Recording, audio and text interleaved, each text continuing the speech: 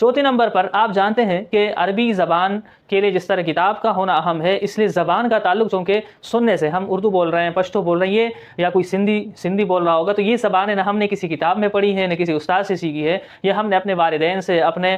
ماحول میں بولنے والے لوگوں سے سن کے یہ زبانیں سیکھی ہیں۔ تو آپ بھی عربی زبان سننے کا اہتمام کریں۔ اس کے لیے عربی زبان کی یوٹیوب چینلز، یہ بہت ہی زبردست چینلز ہیں، اور ہم کچھ نام آپ کو بتا رہے ہیں جو آپ کے بہت کام آ سکتے ہیں۔ مثلا مدرستن کے نام سے ایک چینل ہے، دوسرا چینل ہے زاویۃ التاریخ، اس میں آپ کو تاریخی واقعات ملیں گے۔ اسی طرح مختلف کارٹون کے لیے آپ کو زاد الحروف، اور اگر اس کے علاوہ بالکل بچوں کے کارٹون ہیں تو اس کے لیے سعود و سارہ